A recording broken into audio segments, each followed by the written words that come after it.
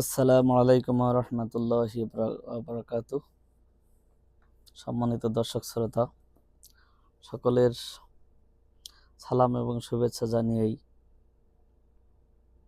কিছু রাজনৈতিক সংকট এবং চলমান আন্দোলন নিয়ে কিছু বার্তা বা বাণী বা কিছু মেসেজ আপনাদের উদ্দেশ্যে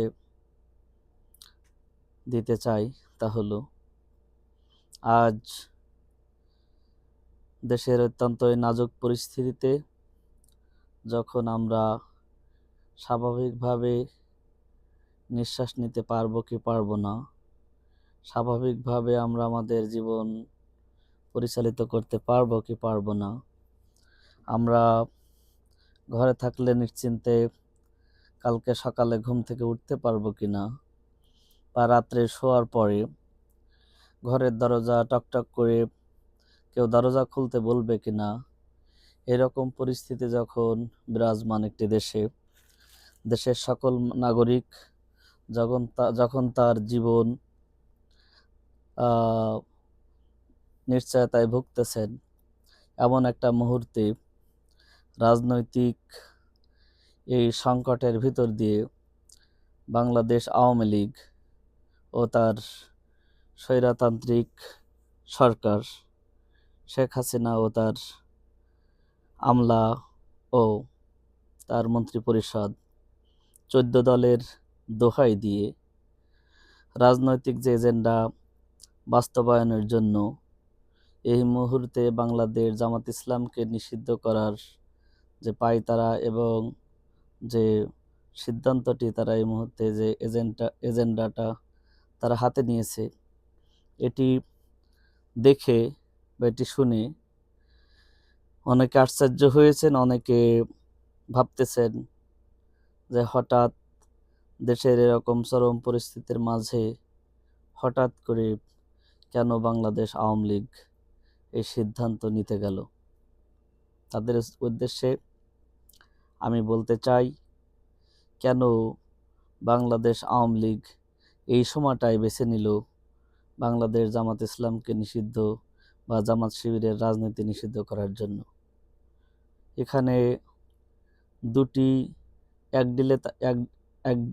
ঢিলে তারা দুই পাখি মারার একটি এজেন্ডা এটা।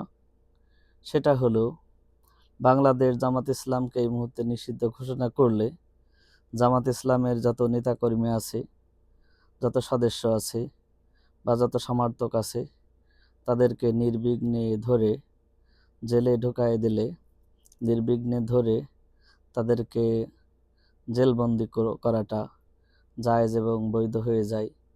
এবং বাংলাদেশে এই মুহূর্তে যতটুকু শোনা যায়, যতটুকু কথাতে এবং যতটুকু সংবাদ ভেসে আসে, তা হলো ইন্ডিয়ার রয়ের একটা বড় অংশ সক্রিয়ভাবে ভূমিকা পালন করতেছে এই মুহূর্তে বাংলাদেশে। সেই পরিস্থিতিতে এরকম একটা উর্বর একটা সুযোগ সুবিধার মাঝে এখন যদি এই এজেন্ডাটা বাস্তবায়ন করা যায়, তাহলে বাংলাদেশ জামাত ইসলাম যে প্রতিক্রিয়া দেখাবে এবং বাংলাদেশ জামাত ইসলাম রাজপথে এসে যে প্রতিক্রিয়া দেখাবে, এই প্রতিক্রিয়ার সামনে ছাত্রদের এই যে অধিকার এবং সংগ্রামের এবং হত্যার যে অধ্যায়টা, এই অধ্যায়টা জামাত ইসলামের এই ইস্যুর কাছে ওই ইস্যুটা চাপা পড়ে যাবে। ওই ইস্যুটা মানুষের কাছে এই ইস্যুটার কাছে ওই ইস্যুটা দুর্বল হয়ে যাবে। তখন তারা এক ঢিলে দুই পাখি এভাবে মারবে।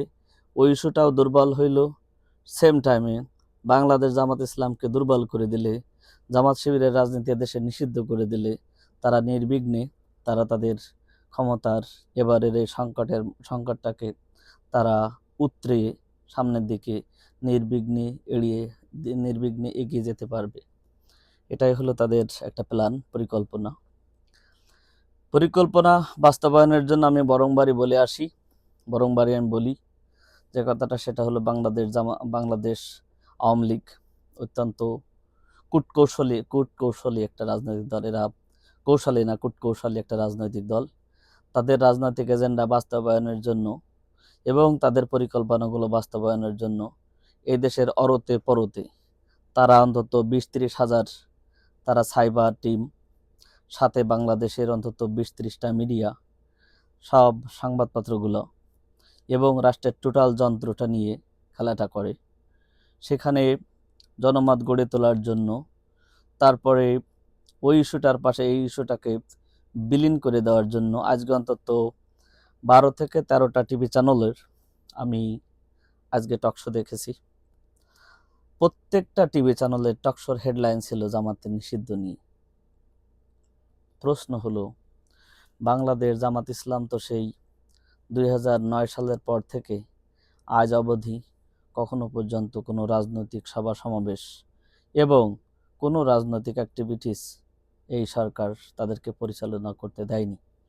যেখানে গিয়েছে রাজপথে গেলেই তাদেরকে উপরে সবসময় সরাসরি গুলি করা হয়েছে এবং কোনো একটা সভা সমাবেশের অনুমতি তো আজও পর্যন্ত দেওয়া হয় না।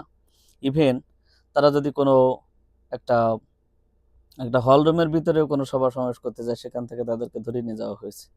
সম্প্রতি বাংলাদেশ জামাত ইসলাম একটু তার শক্তি এবং তার সামর্থ্য দেখানোর জন্য সক্রিয়ভাবে ওপেনলিভাবে যখন তার সভা সমাবেশ এবং অন্যান্য কার্যক্রমগুলো পরিচালনা শুরু করেছে, ঠিক সেই মুহূর্তে এসে তারা এক ডিলে দুই পাখি মারার জন্য আজকে বিশেষ করে এই আজকে কোটা বিরোধী আন্দোলন, বৈষম্য বিরোধী আন্দোলনটাকে এই মুহূর্তে ভিন্ন দিকে ডাইভার্ট করার জন্য, এই মুহূর্তে আন্দোলনটাকে দুর্বল করে দেওয়ার জন্য, এই মুহূর্তে আন্দোলনটাকে এবং সেম টাইম বাংলাদেশ জামাত শিবিরের এই গেমটা, দুটো গেম একসঙ্গে করে একেবারে একটা পাঁচ মিশালি একটা ভেজিটেবলের মতো করে তারা নাস্তার উপকরণ বানানোর যে প্রজেক্টটা তারা হাতে নিয়েছে, তাদেরকে বলতে চাই, পবিত্র আল কোরআনের সূরা আল ইমরানের একটা আয়াত, মাকারু ওয়া মাকার আল্লাহ আল্লাহু খায়রুল মাকিরিন।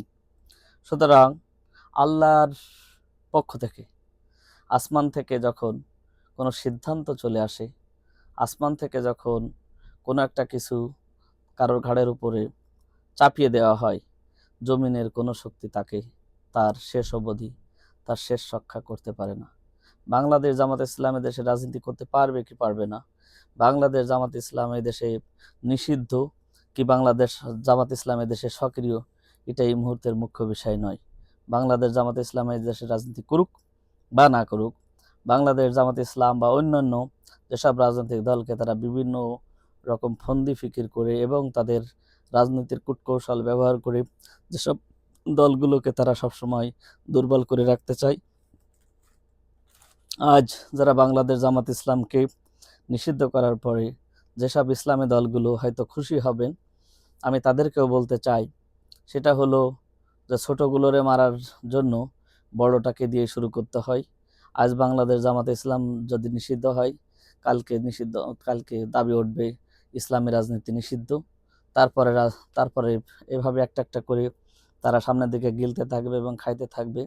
যেহেতু বাংলাদেশের রাজনীতিটা আনফর্চুনেটলি এই সরকার স্বৈরতান্ত্রিক কায়দায় দেশের সকল নিয়ম কানুন সব কিছু তাদের পকেটের ভিতরে ভরে তারা তাদের এজেন্ডা বাস্তবায়নের জন্য যেটা যেভাবে করা যায়, করা দরকার এবং করা উচিত, তারা তাই করবে এবং তাই করতে চাবে। আমি অন্তত আওয়ামী লীগের অন্তত 5-6 জন নেতা, কেন্দ্রীয় পর্যায়ের নেতা যারা টকশোতে কথা বলেছেন, দেখলাম প্রত্যেকের কথার সুর একই রকম। ইভেন তারা তাদের এই হুমকি ধামকি রক্তচক্ষু তাদের যেসব ভাষ্যগুলো যদি বলেন এক চুল পরিমাণ কম হয়েছে বা কমে গেছে, ব্যাপারটি মোটেই এরকম না। আমি তোমাদের বলতে চাই, বাংলাদেশ জামাত ইসলামকে নিষিদ্ধ নয়, এদেশের জনগণ তোমাদেরকে নিষিদ্ধ করে দিয়েছে, তাদের মন থেকে তোমাদেরকে রেড ব্লক করে দিয়েছে, তারা এখন তোমাদেরকে রেড জোনে রেখেছে। তোমরা এখন অনেকখানি হাসরের ময়দানে ওই তামার ওই গরম ইসের উপরে, তাওয়ার উপরে আসো। এখন তোমরা কিভাবে বাঁচবা, তোমরা কিভাবে নিজেদেরকে রক্ষা করবা, তোমাদের শেষ পরিণতি কি, তোমাদের কোন জায়গায় যে এই দেশের জনগণ থামিয়ে দেবে, আমি বলবো তোমরা সেটা নিয়েই চিন্তা করো। বাংলাদেশ জামাত ইসলাম বা জামাত শিবিরের রাজনীতি নিষিদ্ধ এই সেই যেসব কূটকৌশল অবলম্বন করে একটা ইস্যুকে সামনে এনে তোমরা প্রকৃত ঘটনাকে এবং প্রকৃত ইস্যুটাকে যে ধামাচাপা দেওয়ার যে কৌশল এবং ধামাচাপা দেওয়ার জন্য যে এজেন্ডা তোমাদের হাতে নিয়েছো, এটা ব্যর্থ হবে। ইভেন তোমরা যে কূপ খনন করতেছো, ওই কূপ তোমরা তোমাদের নিজেদের দাফনের জন্য ওই কূপটাই তোমরা খনন করতেছো বলে আমি বিশ্বাস করি। হয়তোবা আমার ধারণা, হয়তোবা তোমাদের এই পতন এবং এখান থেকে বিলীন হয়ে যাওয়ার জন্য হয়তো 2-4-6 মাস সময় তোমরা হয়তো পেতে, কিন্তু এই এজেন্ডাগুলো তোমাদের হাতে নেওয়ার পরে আমি বিশ্বাস করি, আমি মনে করি তোমাদের সময়গুলো আরো সীমিত হয়ে আসলো।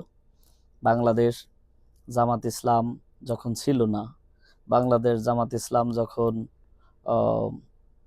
স্বাধীনতার বিরোধিতা করেছে, বাংলাদেশ জামাত ইসলাম যখন মুক্তিযুদ্ধের সময় তাদের সমর্থনটা ওইভাবে তারা দেয়নি বলে যে অভিযোগগুলো রয়েছে, সেই সময় যদি দেশ স্বাধীন হয়, সেই সময় যদি দেশ স্বাধীন হতে পেরে থাকে, আজ তোমাদের স্বৈরতান্ত্রিক এই অপশাসন, এই দুর্নীতি এবং তোমাদের এই হত্যার রাজ্যের এই আমাদের নব্য এই কাশ্মীরটাকে বাংলাদেশের জনগণ এবং ইমানদার মুসলমানেরা এবং সকল শ্রেণীর, সকল ধর্ম বর্ণ এবং সকল গোষ্ঠী, সামাজিক সংগঠন, রাজনৈতিক সংগঠন, সাংস্কৃতিক সংগঠন, শিক্ষক এবং ছাত্র সমাজ এবং সাধারণ মানুষ সবাই যখন একত্রিত হয়ে সমবেত হয়ে তারা আজ রাস্তায় নেমেছে, তোমরা যে মিশন বাস্তবায়ন করেছো এবং যে মিশনটাকে সামনে নিয়ে তোমরা আগাতে চেয়েছো, তা হলো তোমাদের ধারণা বাংলাদেশ জামাত ইসলামকে নিষিদ্ধ করে দিলে,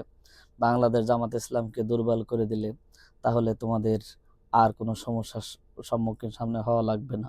তোমরা যে একটা ধারণা নিয়ে এই মুহূর্তে এই জামাত নিষিদ্ধের এই প্রজেক্টটাকে তোমরা হাতে নিয়েছো, আমি বলেছি তোমরা রাজনীতিতে এতটা দেউলিয়ত্ব হয়েছে তোমাদের যে তোমরা বুঝতেছো না যে তোমাদের মুক্তি এবং সমাধান কোথায়। একটা একটা করে মানুষ তো ভুল করে, একটা তোমাদের প্রতিটি পদে পদে ভুল, এবং এই ভুলের মাসুল তোমাদের শেষ গন্তব্য এবং শেষ ঠিকানা, শেষ নিশানা কোথায় তোমরা নিঃসন্দেহে জেনে গেছো, তোমরা নিঃসন্দেহে বুঝে গেছো, এবং তোমরা জেনে গেছো এবং বুঝে গেছো বলেই তোমরা এজেন্ডা দিয়ে এজেন্ডা, ইস্যু দিয়ে ইস্যু ঢাকা, এটা বাংলাদেশের রাজনীতির জন্য, বিশেষ করে বাংলাদেশ আওয়ামী লীগের রাজনীতির জন্য এটা নতুন কোনো জিনিস না। এটা অনেকখানি তোমাদের এই পুরোনো গেমের নতুন ভার্সান। এটা বাংলাদেশের জনগণ জেনে এসেছে, এটা বাংলাদেশের জনগণের কাছে স্পষ্ট।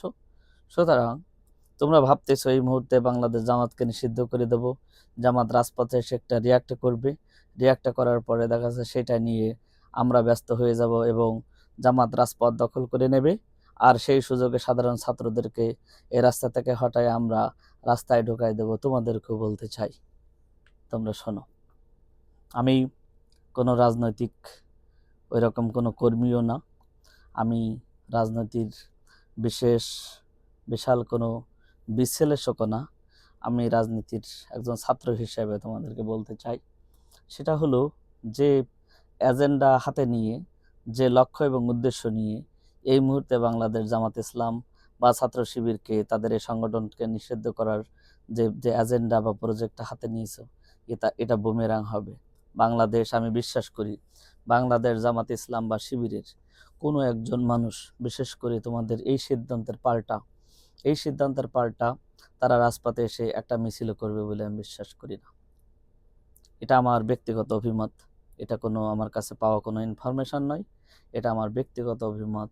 আমি বিশ্বাস করি বাংলাদেশ জামাত ইসলামের কোনো একটি নেতা, কোনো একজন কর্মী বা কোনো একজন সমর্থক তোমাদের এই সিদ্ধান্তের বা তোমাদের এই যদি নিষিদ্ধ করে দেওয়া হয়, তাহলে নিষিদ্ধ করে দেওয়ার পরেও তার প্রতিক্রিয়া জানানোর জন্য সে রাজপথে আসবে না।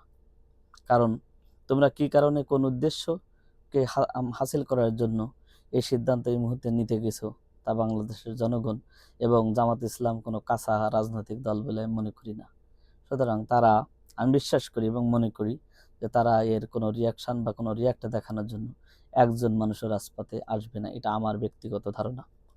নাম্বার 2, সেটা হলো যে আহ, তোমরা যেসব কূটকৌশলগুলো অবলম্বন করো, তোমাদের বোঝা দরকার, তোমাদের আসলে আরো গভীর থেকে উপলব্ধি করা দরকার সংকটটা কোথায়।